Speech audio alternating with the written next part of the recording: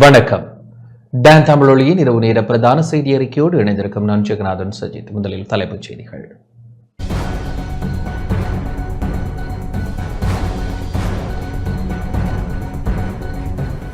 ஜனாதிபதி அனுரகுமார திசாநாயக்கவிற்கும் சீன ஜனாதிபதிக்கும் இடையில் இன்று மாலை சந்திப்பு.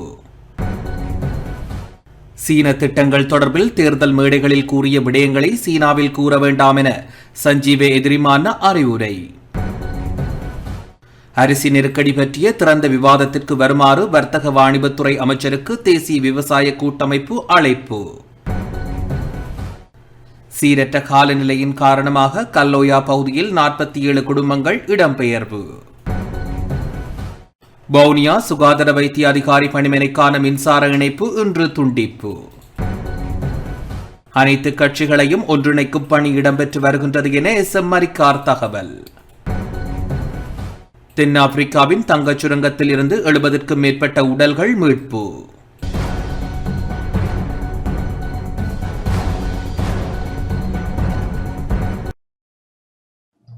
தொடர்வது முதன்மை செய்தி.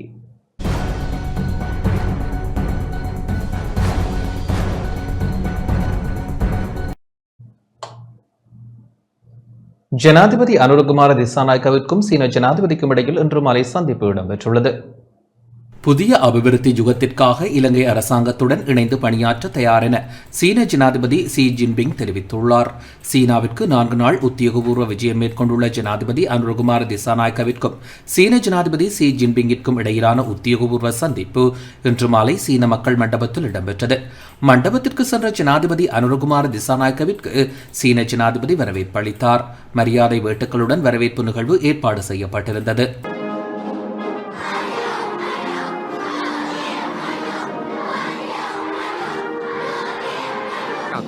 是应习近平邀请对我国进行国事访问的。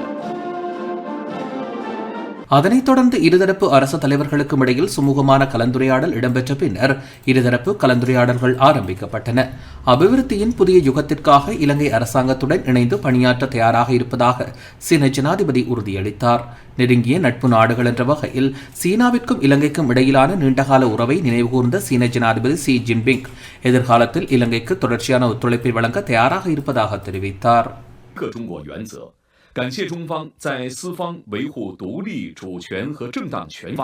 இரு நாட்டு தலைவர்களுக்கும் இடையிலான உத்தியோகபூர்வ சந்திப்பை தொடர்ந்து இரு நாடுகளுக்கும் இடையில் பொருளாதார சமூக மற்றும் கைத்தொழில்துறை சார்ந்த பல புரிந்துணர்வு ஒப்பந்தங்கள் கைச்சாத்திடப்பட்டன. இந்த சந்திப்பில் வெளிவிவகார வெளிநாட்டு வேலைவாய்ப்பு மற்றும் சுற்றுலாத்துறை அமைச்சர் விஜித ஹேரத், போக்குவரத்து நெடுஞ்சாலைகள் துறைமுகங்கள் மற்றும் சிவில் விமான போக்குவரத்து அமைச்சர் பிமல் ரத்நாயக் ஆகியோர் பங்கேற்றனர்.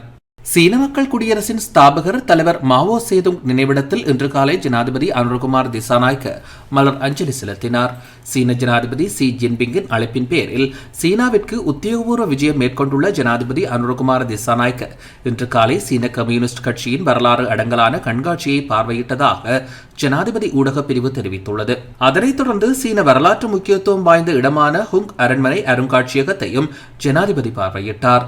வெளிவிவகார வெளிநாட்டு வேலைவாய்ப்பு மற்றும் சுற்றுலா அமைச்சர் விஜித ஹேரத் மற்றும் போக்குவரத்து நெடுஞ்சாலைகள் துறைமுகங்கள் மற்றும் சிவில் விமான போக்குவரத்து அமைச்சர் பிமல் ரத்நாயக் ஆகியோரும் இந்த சந்தர்ப்பத்தில் இணைந்து கொண்டனர்.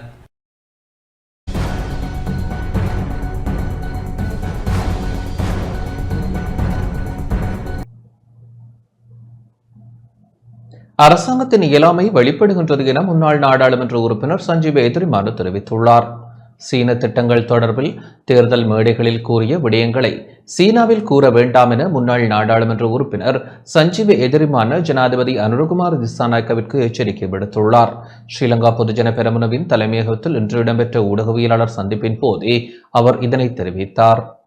අපිට මේ ආණ්ඩුව පුරාම දකින්න ලැබෙන්නේ අසමත් භාවයක්, අසාර්ථකකමක්, ஜனாதிபதி அனுரகுமார திசாநாயக்கவின் சீன விஜயம் சிறப்பாக அமைய வாழ்த்துக்களை தெரிவித்துக் கொள்கின்றோம்.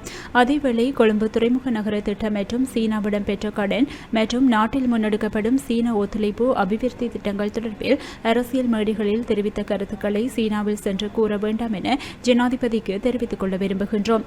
பீஜிங்கில் அது தொடர்பில் சிறிதளவும் பேச வேண்டாம் என்று தெரிவித்துக் கொள்ள விரும்புகின்றோம். இந்த அரசாங்கத்திற்கு சிறந்த ஆட்சியை நடத்தக்கூடிய நிலை காணப்படுகின்றது. காரணம், இந்த அரசாங்கத்தின் ஆட்சியில் அரசியல் குழப்பம் எதுவும் இல்லை.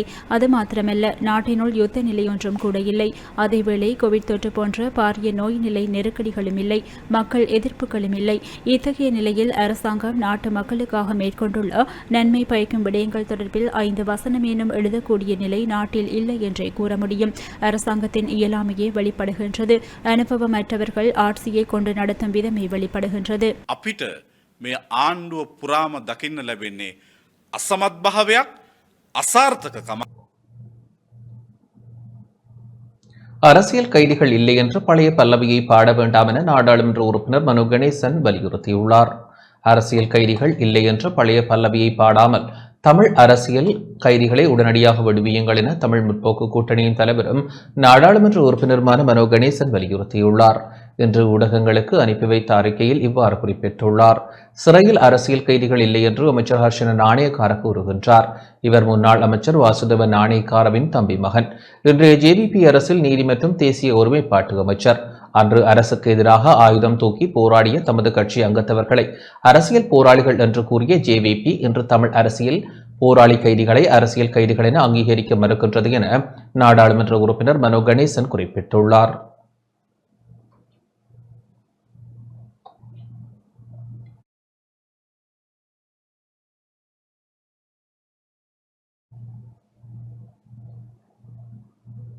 அரிசி நெருக்கடி பற்றிய திறந்த விவாதத்திற்கு வருமாறு வர்த்தக வாணிபத்துறை அமைச்சருக்கு தேசிய விவசாய கூட்டமைப்பு அழைப்பு விடுத்துள்ளது. அரிசி நெருக்கடி தொடர்பிலான திறந்த விவாதத்திற்கு வருகை தருமாறு வர்த்தக வாணிபத்துறை அமைச்சர் வசந்த சமரசிங்கவிற்கு தேசிய விவசாய கூட்டமைப்பின் தலைவர் அனுராத தென்னகோன் அழைப்பு விடுத்துள்ளார். கொழும்பில் இன்று இடம்பெற்ற ஊடகவியலாளர் சந்திப்பின் போதே அவர் இந்த அழைப்பை விடுத்தார். වසන්ත සමරසිංහ වෙළඳ අමාත්‍යවරයාට මම අභියෝග කරනවා ප්‍රසිද්ධ මාධ්‍ය විවාදයකට එන්න කියලා මේ සහල් අර්බුදේ ඇත්ත නැත්ත දැනගන්න. கடந்த காலங்களில் இடம்பெற்ற முறையற்ற அரிசி விநியோகத்தின் காரணமாகவே சிவப்பு பச்சை அரிசிக்கு தட்டுப்பாடு ஏற்பட்டுள்ளதாக வர்த்தக வாணிபத்துறை அமைச்சர் வசந்த சமரசிங்க ஊடகங்களுக்கு கருத்து வெளியிட்டிருந்தார். இந்த விடயம் உண்மைக்கு புறம்பானதாகும். புள்ளி விவரங்களை காண்பித்து உண்மை பிரச்சினையை மூடி மறைக்க எத்தனிப்பதற்கு இடமளிக்க முடியாது. இது அமைச்சருக்கும் அரசாங்கத்திற்குமான இயலாமையின் வெளிப்பாடாகவே அமைந்துள்ளது. ஆகவே அமைச்சர் வசந்த சமரசிங்க திறந்த விவாதத்திற்கு வருகை தர வேண்டும் என தெரிவித்துக் கொள்ள விரும்புகின்றேன். වසන්ත සමරසිංහ වෙළඳ අමාත්‍යවරයාට මම අභියෝග කරනවා ප්‍රසිද්ධ මාධ්‍ය විවාදයකට. சீரற்ற காலநிலை காரணமாக கல்லோயா பகுதியில் 47 குடும்பங்கள் இடம்பெயர்ந்துள்ளன. சீரற்ற காலநிலையின் காரணமாக கல்லோயாவை சேர்ந்த 47 குடும்பங்கள் இடம்பெயர்ந்துள்ளதாக அனர்த்த முகாமைத்துவ மத்திய நிலைய பணிப்பாளர் தெரிவித்துள்ளார். கொழும்பில் இன்று இடம்பெற்ற ஊடகவியலாளர் சந்திப்பின் போதே அவர் இதனை தெரிவித்தார்.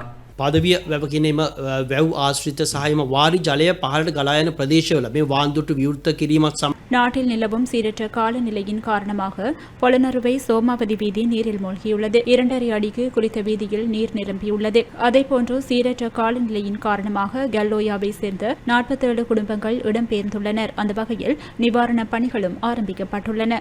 இவர்கள் பாதுகாப்பு மையங்களில் தற்காலிகமாக தங்க வைக்கப்பட்டுள்ளனர். மாவட்ட ரீதியில் எடுத்து நோக்கும் போது சீரற்ற காலநிலை காரணமாக 135 குடும்பங்கள் பாதிக்கப்பட்டுள்ளன.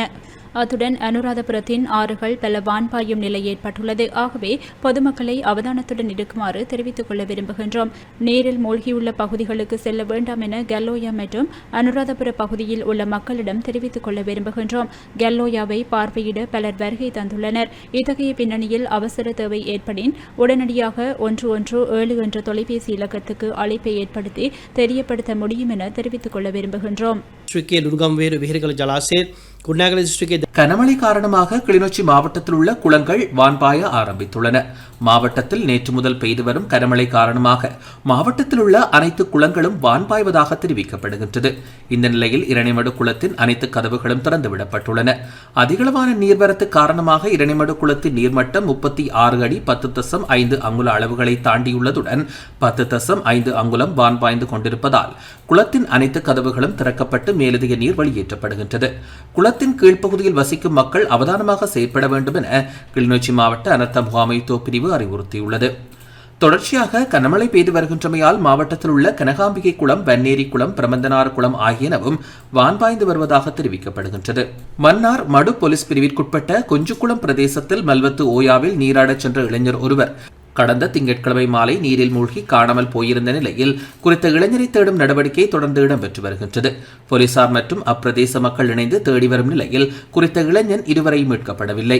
இளைஞன் காணாமல் போறமை குறித்து மடு போலீசாருக்கு கிடைத்த முறைப்பாட்டை தொடர்ந்து மடு போலீசார் விசாரணைகளை ஆரம்பித்த நிலையில் குறித்த இளைஞன் நீராடச் சென்ற பகுதிக்கு சென்ற போலீசார் மற்றும் அப்பிரதேச மக்கள் தேடுதலை மேற்கொண்டனர். எனினும் இதுவரை குறித்த இளைஞன் மீட்கப்படவில்லை. சம்பவத்தில் 23 வயதான புசல்லாவ பகுதியைச் சேர்ந்த ஒருவரே காணாமல் போய் உள்ளதாக தெரிவிக்கப்படுகின்றது. குறித்த நபர் கடந்த திங்கட்கிழமை 5 பேருடன் மடு தேவாலயத்திற்கு சென்றுவிட்டு மல்வத்து ஓயாவில் நீராடச் சென்ற போதே நீரில் மூழ்கி காணாமல் போனதாக தெரிவிக்கப்படுகின்றது. அதற்கமைய காணாமல் போன நபரை கண்டறியும் நடவடிக்கையில் மடு போலீசார் அப்பிரதேச மக்களின் உதவியை பெற்று தேடுதல் நடவடிக்கையில் ஈடுபட்டு வருகின்றனர். மல்வத்து ஓயாவின் தாழ்நில பகுதிகளில் சிறிய அளவான வெள்ளம் ஏற்பட வாய்ப்புள்ளதாக நீர்ப்பாசன திணைக்களம் தெரிவித்துள்ளது. வெண்கல செட்டிக்குளம், மடு, முசலி மற்றும் நானாட்டான் ஆகிய பிரதேச செயலக பகுதிகளுக்கு இந்த எச்சரிக்கை விடுக்கப்பட்டுள்ளது. இந்த பகுதியில் உள்ள மக்களை அவதானமாக செயற்படுமாறு நீர்ப்பாசன திணைக்களம் கேட்டுக் கொண்டுள்ளது. வவுனியா சுகாதார வைத்திய அதிகாரி பணிமனைக்கான மின்சார இணைப்பு இன்று துண்டிக்கப்பட்டுள்ளது. வவுனியா சுகாதார வைத்திய அதிகாரி பணிமனையின் மின்சார கட்டணம் செலுத்தப்படாத நிலையில் இன்று காலை இலங்கை மின்சார சபையால் அலுவலகத்திற்கான மின்சார இணைப்பு துண்டிக்கப்பட்டுள்ளது. அலுவலக குளிரூட்டியில் தடுப்பூசிகள் பாதுகாப்பாக வைக்கப்படுவது வழமையாகும். இந்த நிலையில் மின் பிறப்பாக்கி மூலமாகவும் மின்சாரம் வழங்கப்படவில்லை. இது தொடர்பில் உடனடி நடவடிக்கை எடுத்து குறித்த தடுப்பூசிகளை பாதுகாக்க வேண்டும் என பொதுமக்களால் கோரிக்கை முன்வைக்கப்பட்டுள்ளது.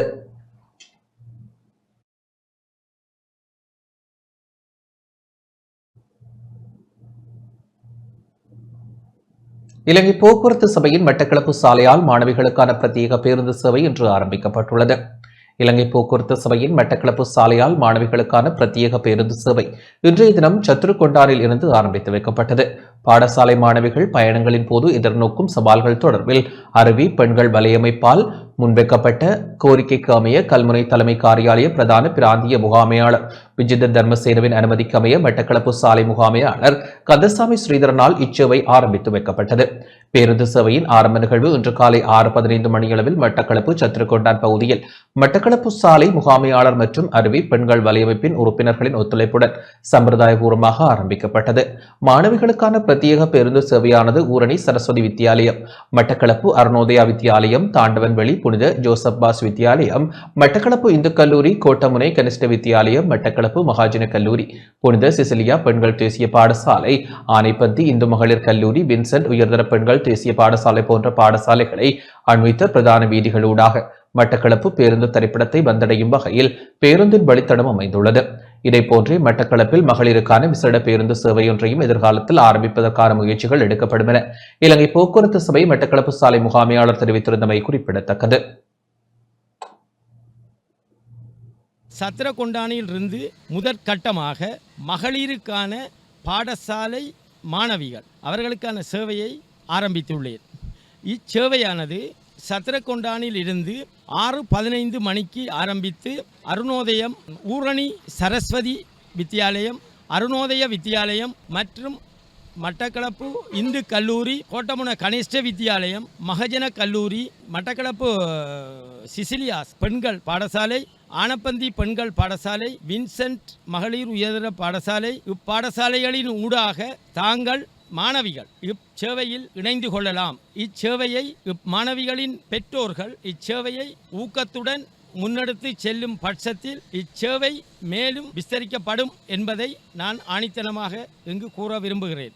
இந்த பெண் பிள்ளைகள், பாடசாலை செல்லுகின்ற மாணவிகள், பெண்கள் போக்குவரத்தின் போது எவ்வாறான இடைஞ்சல்களையும் துஷ்பிரயோகங்களையும் மன தாக்கங்களையும் உளரீதியான பாதிப்புகளையும் தங்களுக்கு எடுத்துக்கொள்கின்றார்கள் என்பதை நாங்கள் ஆதாரபூர்வமாக பார்த்திருக்கின்றோம். எமது நாட்டிலும் பாடசாலை செல்கின்ற மாணவிகளுக்கு குறிப்பாக இந்த பொது போக்குவரத்து என்பது பிரத்யேகமாக பாடசாலை செல்கின்ற மாணவிகளுக்கு அமைக்கப்படுகின்ற போது அந்த மாணவிகள் ஒரு பாதுகாப்பான மனதிலே ஒரு மகிழ்ச்சிகரமான ஒரு சூழ்நிலையோடு தங்கள் பாடசாலை கல்வியை ஆரம்பிப்பார்கள். வீட்டுக்கு வரும்போதும் ஒரு மனநிறைவான பிள்ளைகளாக வீட்டில் வந்து தங்கள் எதிர்காலங்களை திட்டமிடுவதற்கு அவர்களுக்கு ஒரு சுமூகமான சூழல் உருவாகும்.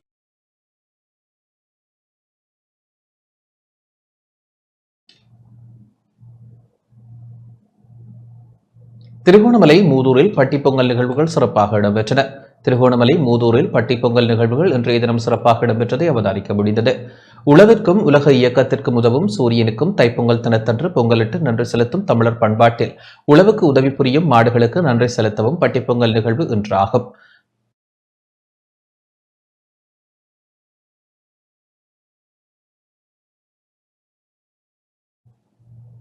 மூதூரில் உள்ள கால்நடை வளர்ப்பாளர்கள் தமது வீடுகளில் உள்ள மாடுகளை குளிப்பாட்டி பூமாலை அணிவித்து அவற்றுக்கு பொங்கலிட்டு நன்றி செலுத்திக் கொண்டனர்.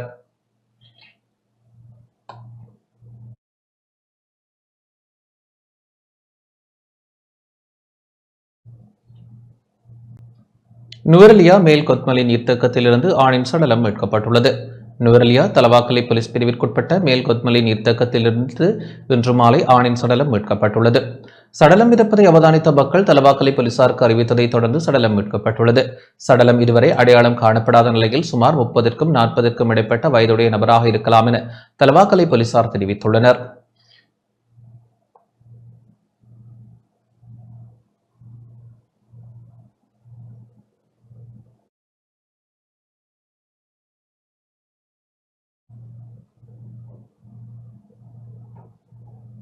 கொழும்பில் சில பகுதிகளில் நாளைய தினம் 12 மணித்தியால நீர்வெட்டு அமுல்படுத்தப்பட உள்ளது. கொழும்பின் சில பகுதிகளுக்கு நாளை 12 மணித்தியாலங்கள் நீர்வெட்டு அமுல்படுத்தப்பட உள்ளதாக தேசிய நீர்வளங்கள் மற்றும் வடிகாலமைப்பு சபை தெரிவித்துள்ளது. அதன்படி நாளை மாலை 6 மணி முதல் நாளை மறுதினம் வெள்ளிக்கிழமை காலை 6 மணி வரை 12 மணித்தியாலங்கள் நீர்வெட்டு அமுல்படுத்தப்பட உள்ளது. கொழும்பு 12, 14, 13, 15 ஆகிய பகுதிகளுக்கு நீர்வெட்டு அமுல்படுத்தப்பட உள்ளது. பிரதான குழாயில் திருத்தப் பணிகள் காரணமாக இவ்வாறு நீர் விநியோகம் தடை செய்யப்பட்டுள்ளதாக தேசிய நீர்வளங்கள் மற்றும் வடிகாலமைப்பு சபை தெரிவித்துள்ளது.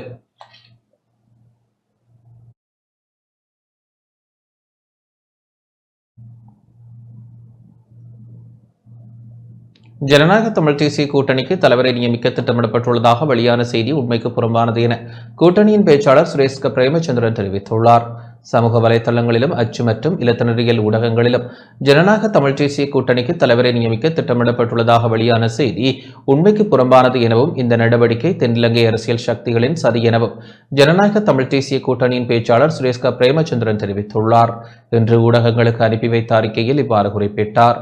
இந்த விடயம் தொடர்பாக இதுவரை இடம்பெற்ற கூட்டங்களில் எதிலும் கலந்துரையாடப்படவில்லை. அத்தகைய எந்த முடிவும் இதுவரை எடுக்கப்படவில்லை. எமது யாப்பில் சில மாற்றங்களை மேற்கொள்வது தொடர்பிலேயே விவாதித்திருந்தோம் என்பதை அனைவருக்கும் தெரிவித்துக் கொள்ள விரும்புகின்றேன். ஆளும் தரப்பு முக்கியஸ்தர்கள் சிலர் தமிழ் கட்சிகள் தனித்தனியே நின்று தீர்வுக்கான கருத்துக்களை கூறாமல் ஒன்றுபட்டு ஒரே கருத்தை கூறுவார்களாக இருந்தால் அது தொடர்பில் பேசலாம் என்றும் செய்திகளை வெளியிட்டு வருகின்றார்கள். இத்தகைய ஒரு சூழ்நிலையில் தமிழ் தரப்புகள் அவதானமாகவும் ஒன்றுபட்டும் செயற்பட வேண்டியதன் அவசியத்தை தமிழ் அரசியல் பரப்பில் உள்ளோர் புரிந்து கொள்ள வேண்டும் என ஜனநாயக தமிழ் தேசிய கூட்டணியின் பேச்சாளர் சுரேஷ் பிரேமச்சந்திரன் குறிப்பிட்டுள்ளார். செய்திகள் தொடர்கின்றன. அனைத்து கட்சிகளையும் ஒன்றிணைக்கும் பணி இடம்பெற்று வருகின்றது என நாடாளுமன்ற உறுப்பினர் எஸ். எம். மரிக்கார் தெரிவித்துள்ளார்.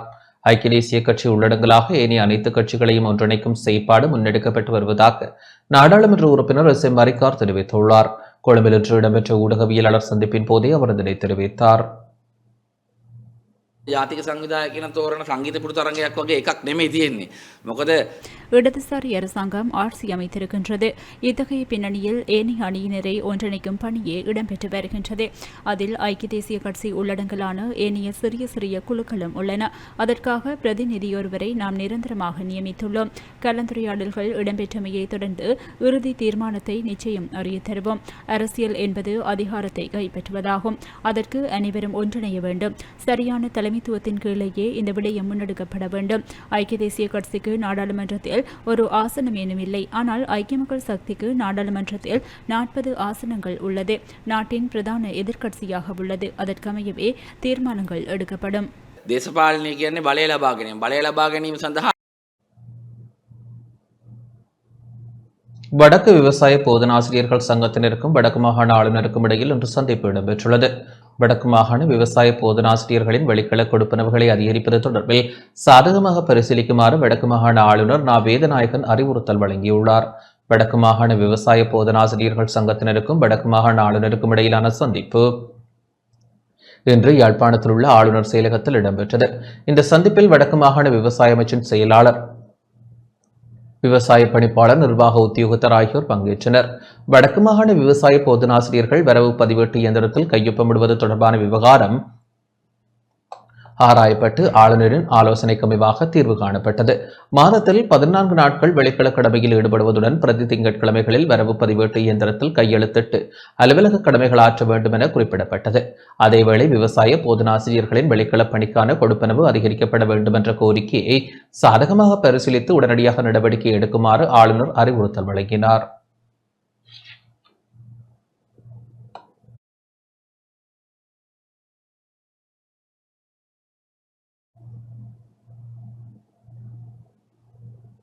தூய்மையான இலங்கை திட்டம் தொடர்பில் முல்லைத்தீவு மாவட்ட செயலக உத்தியோகத்தர்களுக்கு இன்று தெளிவூட்டல் வழங்கப்பட்டது. தூய்மையான இலங்கை திட்டம் தொடர்பில் முல்லைத்தீவு மாவட்ட செயலக உத்தியோகத்தர்களுக்கு தெளிவூட்டல் கருத்தரங்கு முல்லைத்தீவு மாவட்ட செயலக பண்டாரவணியின் மாநாட்டு மண்டபத்தில் அரசாங்க அதிபர் உமாமகேஸ்வரன் தலைமையில் இன்று மாலை இடம்பெற்றது. ஒரு செழிப்பான தேசம், ஒரு அழகான வாழ்க்கை என்ற ஜனாதிபதியின் எண்ணக்கருவுக்கு அமைய தூய்மையான இலங்கை திட்டம் தொடர்பில் அரசாங்க அதிபரால் தெளிவுபடுத்தப்பட்டது. இந்த கருத்தரங்கின் முக்கிய நோக்கம் அரசு உத்தியோகத்தர்களுக்கு திட்டத்தை தெளிவூட்டுவதுடன் அரச பணியை உத்தியோகத்தர்கள் திறம்பட மேற்கொள்ள வேண்டும் என்பதாகும். அனைத்து துறைகளும் சமூகம், சுற்றுச்சூழல், நெறிமுறை சார்ந்து சரியான மாற்றங்களை கொண்டு வந்து அரச உத்தியோகத்தர்கள் தங்கள் பணிகளை திறம்பட ஆற்றி மக்களின் வாழ்வில் மகிழ்ச்சியை ஏற்படுத்த வேண்டும் என்பதாகும். அத்துடன் அரசாங்கத்தின் புதிய எண்ணக்கருக்களை வறுமையை ஒழித்தல், டிஜிட்டல் ஸ்ரீலங்கா போன்ற எண்ணக்கருக்களை எவ்வாறு செயற்படுத்துதல் என்பது தொடர்பிலும் தெளிவுபடுத்தப்பட்டது. இந்த கலந்துரையாடலில் மாவட்ட மேலதிக அரசாங்க அதிபர் எஸ். குணபாலன், பிரதம உள்ளக கணக்காய்வாளர், மாவட்ட பிரதம கணக்காளர், பதவிநிலை உத்தியோகத்தர்கள், ஏனைய உத்தியோகத்தர்கள், கிளைத் தலைவர்கள் முதலானோர் பங்கேற்றனர்.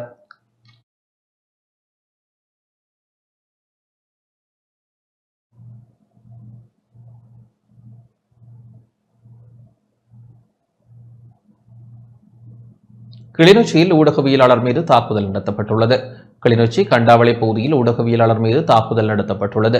கண்டாவளை பிரதேச செயலக பிரிவில் வசிக்கும் ஊடகவியலாளர் சுப்பிரமணியம் பாஸ்கரனின் வீட்டு மதிலுடன் அமைக்கப்பட்டிருந்த வாயில் கதவை உடைத்த குழுவினர் ஊடகவியலாளரையும் தலைக்கவசத்தினால் தாக்கியுள்ளனர். இதனால் தலையில் காயமடைந்த ஊடகவியலாளர் பாஸ்கரன் கிளிநொச்சி போலீஸ் நிலையத்தில் முறைப்பாடு செய்துள்ளார். இதேபோன்று கிளிநொச்சியில் சுயாதீன ஊடகவியலாளர் ஒருவர் அண்மையில் தாக்கப்பட்டமை குறிப்பிடத்தக்கது.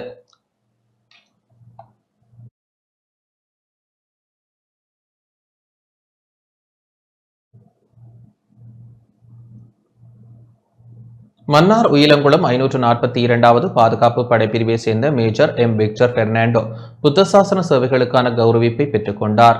அனுராதபுரம் மற்றும் மன்னார் பகுதிகளில் புத்த சாசனத்திற்காக செய்த சேவைகளுக்காக மன்னார் உயிலங்குளம் 542வது பாதுகாப்பு படைப்பிரிவை சேர்ந்த மேஜர் எம். விக்டர் பெர்னாண்டோ புத்த சாசன சேவைகளுக்கான கௌரவிப்பினை பெற்றுக் கொண்டார். கலாநிதி, தேசபந்து, தேச அபிமானி, சேவாகிருதி போன்ற தேசிய கௌரவ சன்மானங்களை மேஜர் எம். விக்டர் பெர்னாண்டோவிற்கு மகா பரிசுத்த மகாசங்க ரத்னர் நாயக்கர்கள் வழங்கினர். வில்வத்துவ ஸ்ரீ விஜயதிலக மகாவிகாரையில் இடம்பெற்ற இந்த நிகழ்வில் அவருக்கு இந்த விருது வழங்கி கௌரவிக்கப்பட்டது. தந்திரிமலை கழுவில மொஹோனியாராம விகாரையில் போதனா தங்குமிடம் மற்றும் சிறப்பு அபிமானங்கள் அமைத்து அர்ப்பணித்தமை, பல விகாரைகளில் போதனா இருப்பிடங்கள், தான சாலைகளை தன்னார்வ பணி மூலம் அமைத்து வழங்கியமை, முருங்கன் விகாரைக்கு புத்தரின் சிலை மற்றும் புத்தபீடம் ஒன்று அமைத்து கொடுத்தமை, அனுராதபுரத்தில் 19 வீடுகளை அமைத்து வறுமைக்கோட்டில் உள்ள மக்களுக்கு வழங்கியமை, சிபுருகல விகாரையில் சிபுருகல ஸ்தாவத்தை அமைத்து புத்த சாசனத்திற்காக அர்ப்பணித்தமை, தற்போது இலங்கையில் உள்ள பெரிய யசோதர ரக்தரைய சிலையை ரந்திரிமலையில் அமைத்து அர்ப்பணித்தமை மற்றும் குறைந்த வருமானம் கொண்ட மக்களுக்கு உதவியமை, அனுராதபுரம் மற்றும் தந்திரிமலையை சேர்ந்த பாடசாலைகளில் சேவைகளை கண்டறிந்து தீர்ப்பளித்தமை, பாடசாலைகளுக்கான நீர்த்தொட்டி அமைத்து குடிநீர் வசதிகளை ஏற்படுத்தியமை போன்ற அர்ப்பணிப்புகள் பிரதேச மக்களிடையே மிகுந்த மதிப்பு பாராட்டுகளையும் பெற்றுள்ள நிலையில் மேஜர் எம். விக்டர் பெர்னாண்டோவிற்கு குறித்த விருதுகள் வில்வத்து ஸ்ரீ விஜய திலகராமி மகாவிகாரை பீடாதிபதி மகா பிலத்தியே தேரர் மற்றும் முருங்கன் புராதன மகாவிகாரை பீடாதிபதி வல்புவ சரண தேரர் ஆகியோரால் வழங்கி வைக்கப்பட்டது. இந்நிகழ்வில் தேரர்கள், இராணுவத்தினர், போலீஸ் உத்தியோகத்தர்கள் மற்றும் பொதுமக்கள் கலந்து கொண்டனர். மட்டக்களப்பு ஆரையம்பதி காங்கேயனுடைய பிரதேசத்தில் வெள்ளத்தால் பாதிக்கப்பட்ட பள்ளி வாயில்களுக்கு நிதியுதவி வழங்கப்பட்டது. மட்டக்களப்பு ஆரையம்பதி காங்கேயனுடைய பிரதேசத்தில் வெள்ளத்தினால் பாதிக்கப்பட்ட பள்ளி வாயில்களுக்கு வேலி அமைப்பதற்கான நிதியுதவி மற்றும் வெள்ளத்தினால் பாதிக்கப்பட்ட மீனவர்களுக்கான உலருணவு பொதிகளும் வழங்கி வைக்கப்பட்டன. அகில இலங்கை ஜம்மியத்துல் உலமா சபையின் வழிகாட்டலில் ஹம்பாந்தோட்டை மாவட்ட ஜம்மியத்துல் உலமா சபையின் நிதியுதவியுடன் காத்தான்குடி ஜம்மியத்துல் உலமா சபையினால் உதவிகள் வழங்கப்பட்டன. காத்தான்குடி உலமா சபையின் தலைவர் கபூர் மதனி தலைமையில் இடம்பெற்ற நிகழ்வில் காத்தான்குடி ஜம்மியத்துல் உலமா சபையின் செயலாளர் ஜவாஹிர், காத்தான்குடி பள்ளி வாயில்கள் முஸ்லிம் நிறுவனங்களின் சம்மேளன செயலாளர் உட்பட உலமா சபை பிரதிநிதிகள், சம்மேளன பிரதிநிதிகள், பள்ளி வாயில் நிர்வாகிகள் என பலர் கலந்து கொண்டனர்.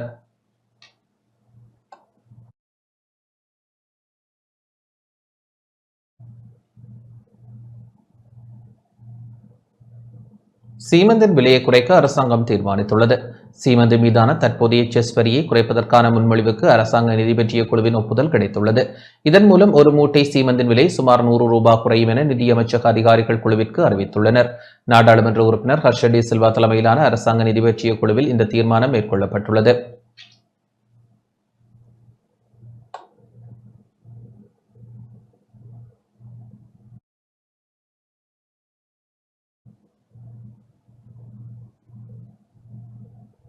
தேசிய மக்கள் சக்தியின் நிர்வாக காரியாலயம் யாழ்ப்பாணம் வடமராட்சியில் திறந்து வைக்கப்பட்டது. தேசிய மக்கள் சக்தியின் நிர்வாக காரியாலயம் யாழ்ப்பாணம் வடமராட்சி கிழக்கு தாளியடி பகுதியில் இன்று திறந்து வைக்கப்பட்டது. இன்று காலை 11 மணியளவில் கடத்தொழில் மற்றும் நீரியல் வளத்துறை அமைச்சர் ராமலிங்கம் சந்திரசேகர் அலுவலகத்தை திறந்து வைத்தார். பிரதேச இணைப்பாளர் மாடசாமி செல்வராசா தலைமையில் இடம்பெற்ற நிகழ்வில் நாடாளுமன்ற உறுப்பினர் இளங்குமரன், வடமராட்சி கிழக்கு கடத்தொழிலாளர் கூட்டுறவு சங்கங்களின் சமாச தலைவர் தங்கரூபன், பிரதேச கடத்தொழில் சங்கங்களின் நிர்வாகிகள், உறுப்பினர்கள், பரதங்கணி இலங்கை வங்கி முகாமையாளர் உட்பட கட்சியின் பிரதேச ஆதரவாளர்கள் என பலர் பங்கேற்றனர்.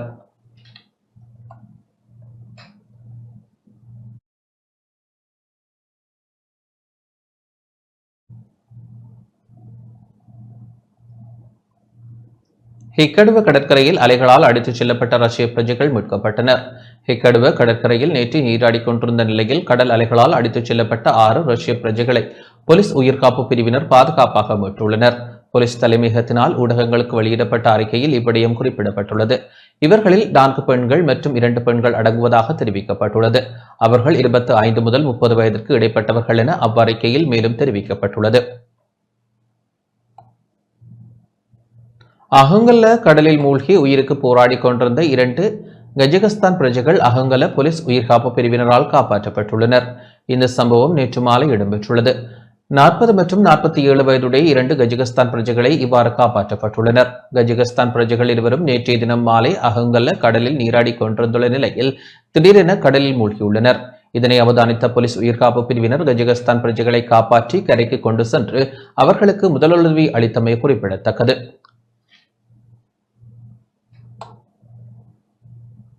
சிரியாவிற்கு சுற்றுலா சென்றிருந்த போது ஏற்பட்ட திடீர் சுகையினம் காரணமாக வெளிநாட்டு பிரஜையொருவர் உயிரிழந்துள்ளார். செக் குடியரசை சேர்ந்த 54 வயதுடைய பெண்ணொருவர் இவ்வாறு உயிரிழந்ததாக போலீசார் தெரிவித்தனர்.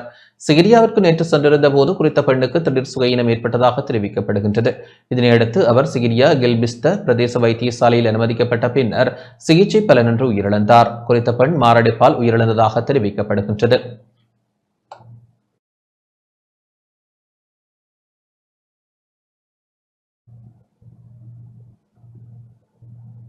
களுத்துறை வெல்பாத பகுதியில் ஒரு வீட்டின் மீது இன்று அதிகாலை துப்பாக்கிச்சூடு நடத்தப்பட்டுள்ளது. களுத்துறை தொடங்கொட வெல்பாத பகுதியில் உள்ள வீடு ஒன்றின் மீது இன்று அதிகாலை துப்பாக்கிச்சூடு நடத்தப்பட்டதாக தொடங்கொட போலீசார் தெரிவித்தனர்.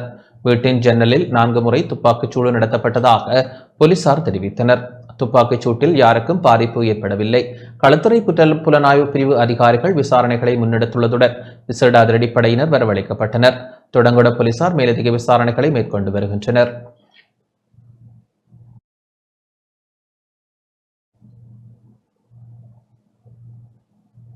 யாழ்ப்பாணம் வடமராட்சி கிழக்கு நாகர்கோவில் பகுதியில் மர்ம வீடு ஒன்று கரையொதுங்கியுள்ளது. யாழ்ப்பாணம் வடமராட்சி கிழக்கு நாகர்கோவில் பகுதியில் இன்று அதிகாலை 3 மணியளவில் மர்ம வீடு ஒன்று கரையொதுங்கியுள்ளது. கரையொதுங்கிய மர்ம வீட்டில் பௌத்த சமயத்தினை தாங்கிய பல மரபு அம்சங்கள் இருப்பதாக தெரிய வருகின்றது. மர்ம வீட்டினை பார்வையிடுவதற்கு பல மக்கள் சென்ற வண்ணம் உள்ளனர். நீர்கொழும்பு களப்பு பகுதியில் பீடி இலைகளை கடற்படையினர் கைப்பற்றியுள்ளனர். சட்டவிரோதமான முறையில் கடத்தப்பட்ட 864 கிலோகிராம் பீடி இலைகளை கடற்படை கைப்பற்றியுள்ளது. நீர்கொழும்பு களப்பு பகுதியில் கடற்படையினர் நேற்று முன்னெடுத்த விசேட சுற்றிவளைப்பு நடவடிக்கையின் போது 2 படகுகளிலிருந்து 29 உரப்பைகளுக்குள் இருந்து இந்த பீடி இலைகள் கைப்பற்றப்பட்டுள்ளன. கடற்படையினரின் சுற்றிவளைப்பு நடவடிக்கையின் காரணமாக இந்த பீடி இலைகள் படகில் கைவிடப்பட்டிருக்கலாம் என நம்பப்படுகின்றது. அந்த வகையில் கைப்பற்றப்பட்ட பீடி இலைகள் கட்டுநாயக்க சுங்க அதிகாரிகளிடம் கையளிக்கப்பட்டுள்ளது.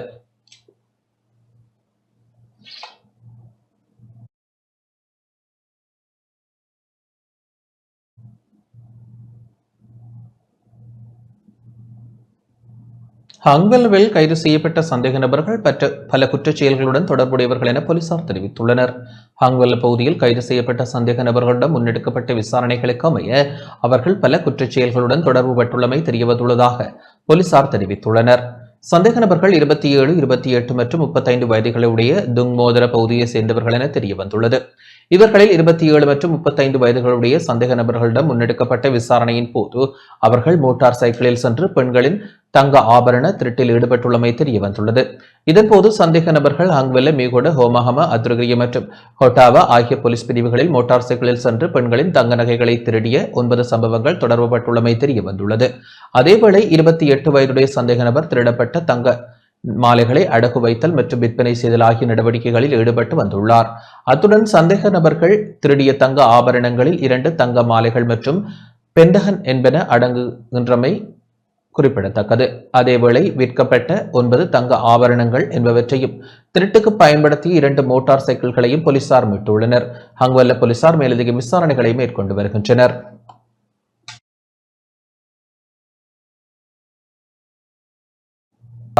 சில விசாரணையாளர்கள் ஏணிகளை பயன்படுத்தி ஜனாதிபதியின் இல்லத்திற்குள் நுழைந்தனர் என தென்கொரிய ஊடகங்கள் செய்தி வெளியிட்டுள்ளன. அரசியல் குற்றவியல் பிரேரணை நிறைவேற்றப்பட்ட நிலையில் தென்கொரிய ஜனாதிபதி ஜூன் சுக் யோலிற்கு எதிரான பிடியாணைக்கு நீதிமன்றம் அனுமதி வழங்கியது. அதனை அடுத்து அவர் கைது செய்யப்பட்டுள்ளார். இத்துடன் இந்த செய்தி அறிக்கை நிறைவடைகின்றது. வணக்கம்.